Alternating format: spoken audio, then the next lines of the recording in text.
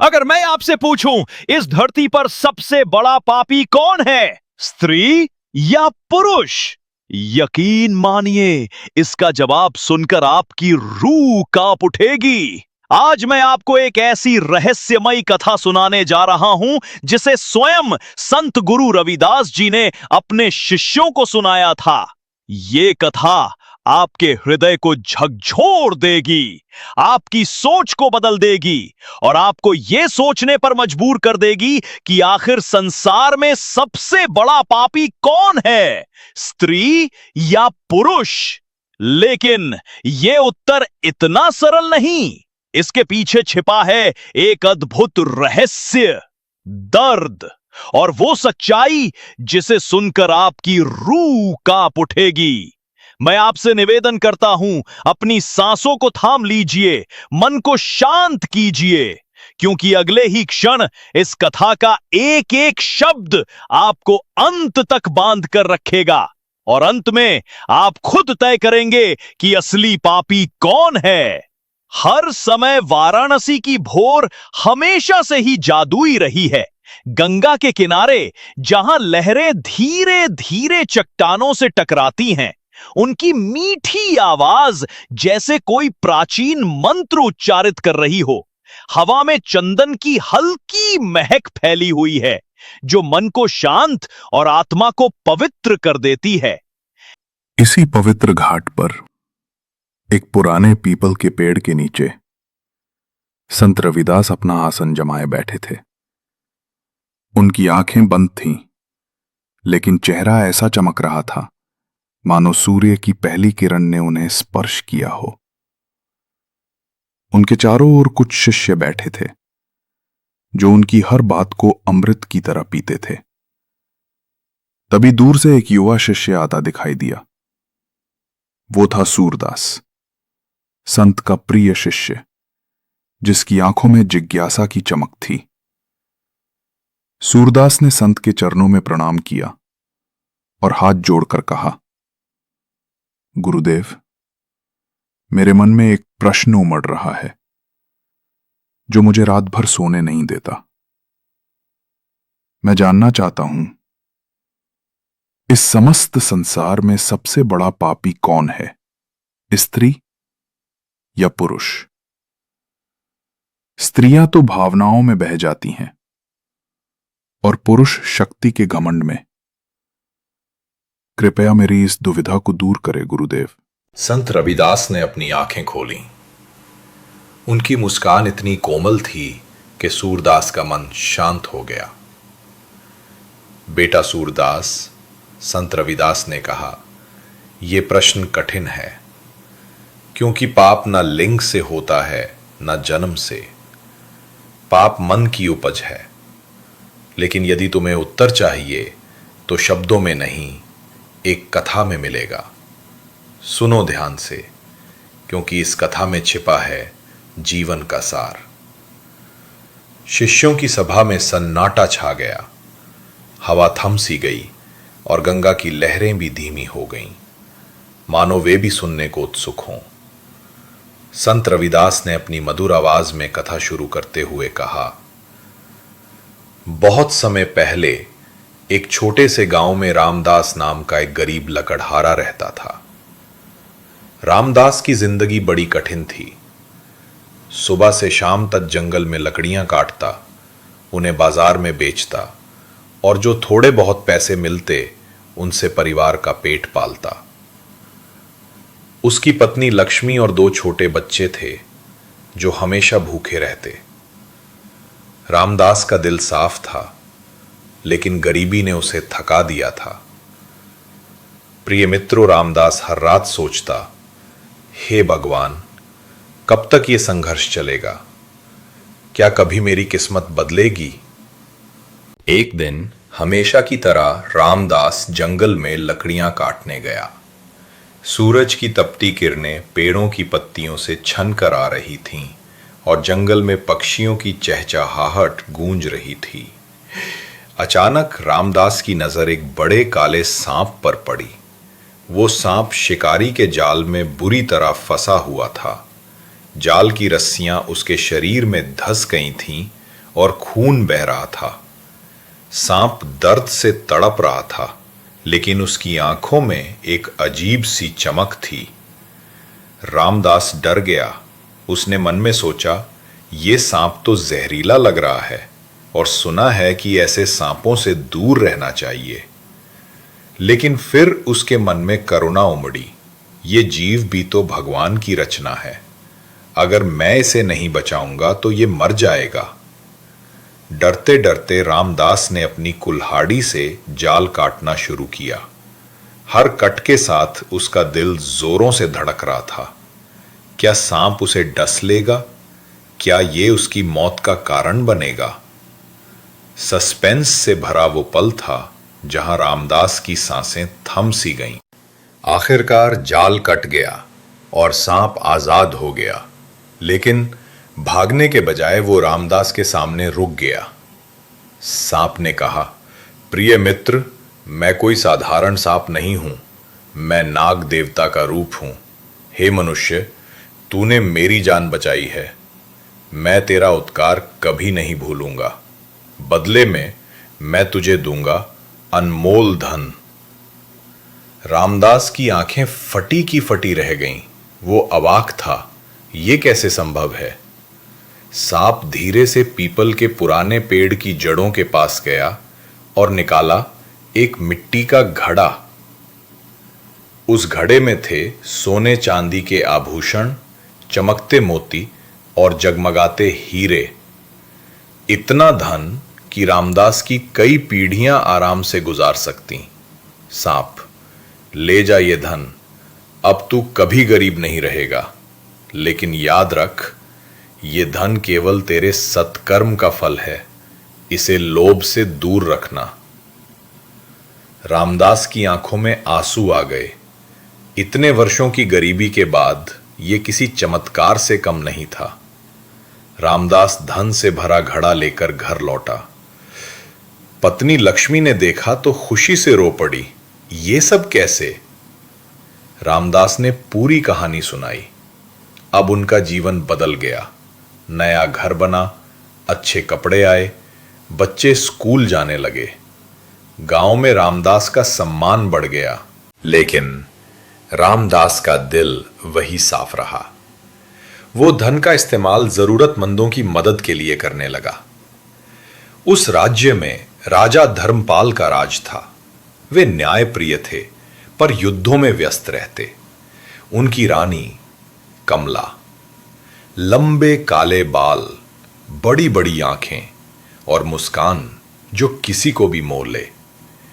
लेकिन रानी के मन में लोभ और वासना की आग सुलग रही थी। वो बाहर से छुपी रहती, पर अंदर से चीखती थी, मुझे और चाहिए, और धन, और सुख। दरबार में बैठा था पंडित भास्कर, ज्योतिष और मंत्रों का ज्ञाता। लेकिन भीतर से उसका चरित्र काला था। उसकी कपटी निगाहें हमेशा रानी पर टिकी रहती। प्रिय मित्रों, उसकी आंखों में वासना की चिंगारी जलती रहती। पंडित सोचता, रानी इतनी सुंदर है और राजा तो हमेशा बाहर रहते हैं। अगर मुझे मौका मिल जाए। एक दिन राजा पड़ोसी राज्य के युद्ध पर चले गए। महल में गहरा सन्नाटा छा गया और रानी के दिल में अकेलापन घर कर गया।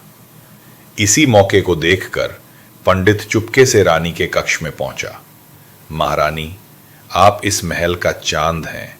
राजा महीनों तक लौट कर नहीं आएंगे। आपकी सुंदरता व्यर्थ जा रही है और मैं आपका भक्त हूं जो आपकी हर इच्छा पूरी कर सकता है। रानी की आंखों में हल्की मुस्कान तैर गई। वो जानती थी पंडित क्या चाहता है। पंडित जी, आपके विचार मेरे मन के विचारों से अलग नहीं है। पंडित चौंक गया। उसका दिल जोर से धड़क उठा। क्या यह सपना तो नहीं? रानी और करीब आ गई।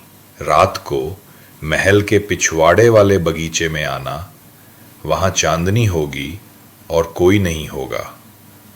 पंडित की सांसें तेज हो गईं और उसी पल महल की ऊंची दीवारें भी इस अपराध के रहस्य को छुपाने को तैयार थीं। लेकिन प्रश्न यही है क्या ये प्रेम है या पाप का जाल?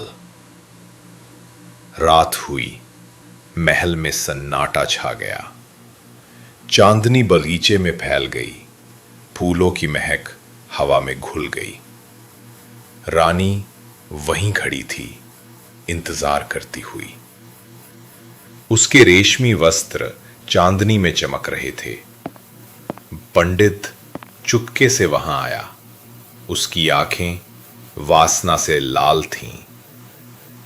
महारानी, आपने मुझे जीवन का सबसे बड़ा सुख दिया। रानी ने उसका हाथ पकड़ा। चुप रहो पंडित, आज रात हम मर्यादा की सारी सीमाएं तोड़ देंगे। उन्होंने एक दूसरे को गले लगाया। भावनाओं की उथल पुथल, वासना की आग, लोभ की प्यास और पाप का रोमांच पहरेदार सोने के सिक्कों से खरीद लिए गए। कोई देखने वाला नहीं था। रात भर वे पाप में डूबे रहे। सुबह होते ही पंडित चुपके से चला गया। रानी का चेहरा संतुष्टि से दमक रहा था, पर भीतर एक डर भी था। क्या कोई जान जाएगा? दिन बीतते गए और ये मिलन बार बार होने लगा। रानी और पंडित के बीच एक गुप्त संबंध गहराता गया। महल की दीवारों में अफवाहें गूंज रही थीं। कोई सबूत नहीं, लेकिन रहस्य का बोझ सबके दिलों पर भारी था। राजा कब लौटेंगे? क्या सचमुच पाप हमेशा छिपा रह सकता है? कुछ ही दिनों बाद रानी के कानों में एक चौंकाने वाली खबर पहुंची। पास के गांव का रामदास अचानक अमीर हो गया। नया घर, घोड़े, नौकर, सब कुछ। कैसे संभव है ये? रानी की आंखों में लालच की चमक तैर गई। उसने सोचा, एक गरीब लकड़हारा इतना धन कहां से लाया? रानी ने तुरंत आदेश दिया, रामदास को महल बुलाया जाए। डरते डरते, कांपते कदमों से रामदास महल पहुंचा। रानी ने मीठी मुस्कान के साथ कहा, रामदास, सुना है तू अमीर हो गया है। बताओ, ये धन कैसे आया? रामदास ने सच उगल दिया। सांप की कथा, जाल से मुक्ति और खजाने का घड़ा। रानी की आंखों में फिर चमक उठी। मुझे भी उस सांप से मिलना है। उसके दिल में लोभ की ज्वाला भड़क उठी। उसने सोचा, अगर वो सांप इतना धन दे सकता है तो मुझे और अधिक मिलेगा। रामदास घबरा गया, पर रानी का आदेश था, वो मना नहीं कर सका। अगले दिन रानी रामदास के साथ जंगल गई। महल की रानी जंगल में, ये दृश्य ही रोमांचक था। सैनिक साथ थे, लेकिन रानी ने उन्हें दूर रोक दिया। हे नागदेव, मुझे भी धन दीजिए। मैं रानी हूं, मुझे और चाहिए। सांप ने उसकी आंखों में गहराई से देखा। धन केवल उन्हें मिलता है जो निष्काम भाव से मदद करें। तुम्हारे मन में लोभ और पाप है। वासना की आग जल रही है। क्या कहा तूने? अगर तूने मुझे धन नहीं दिया तो मैं तुझे मार डालूंगी। धन नहीं दूंगा, लेकिन तेरे पाप का पर्दाफाश जरूर करूंगा। रानी की सांसें तेज हो गईं। सस्पेंस चरम पर था। अचानक तलवार हवा में गिरी, लेकिन सांप गायब हो गया। ये क्या हो गया? डर उसके दिल में घर कर गया। महल तो लौट आई, मगर मन में भय बैठ चुका था। कुछ दिनों बाद महल में शंख बज उठे। ढोल नगाड़ों की गूंज से महाराज लौट आए, युद्ध में विजय पाकर लौट आए। लेकिन तभी महल के द्वार पर एक विशालकाय सांप प्रवेश करता है। अरे, ये क्या? सांप ने अपना रूप बदला और मानव बन गया। महाराज, मैं नागदेव हूं। सुनिए सच्चाई। उसने रानी और पंडित के मिलन, विश्वासघात और लोभ की पूरी कहानी सुना दी। क्या? राजा के पैरों तले जमीन खिसक गई। कमला, क्या ये सच है? राजा की आवाज कांप रही थी। रानी का चेहरा शर्म से झुक गया। महाराज, क्षमा करें। पंडित पूरे शरीर से थरथरा रहा था। राजा की आंखों से आंसू बह निकले। दिल टूट चुका था। विश्वासघात! ये पीड़ा असहनीय है। रानी और पंडित राज्य से निष्कासित किए जाते हैं। कुछ देर बाद, गुरुदेव, बताइए, सबसे बड़ा पापी कौन है, स्त्री या पुरुष? सूरदास की आवाज थरथरा रही थी। संत रविदास ने शांत स्वर में उत्तर दिया, ना स्त्री ना पुरुष, पाप मन से होता है। जब पुरुष वासना में अंधा हो और स्त्री लोभ में, तो दोनों समान पापी हैं। सबसे बड़ा पापी वो है जो स्वार्थ के लिए मर्यादा, सत्य और विश्वास बेच दे। याद रखो, सत्कर्म ही मोक्ष का मार्ग है। सूरदास की आंखें नम हो गईं। संत की कथा ने सभी को भावुक कर दिया। तो दोस्तों, याद रखिए, इंसान की पहचान उसके जन्म या लिंग से नहीं, बल्कि उसके कर्मों से होती है। अगर आपको ये कथा दिल को छू गई, तो वीडियो को लाइक और शेयर जरूर करें और कमेंट में लिखें, जय संत रविदास, ताकि ये संदेश ज्यादा से ज्यादा लोगों तक पहुंचे। फिर मिलेंगे एक नई प्रेरणादायक कथा के साथ। धन्यवाद।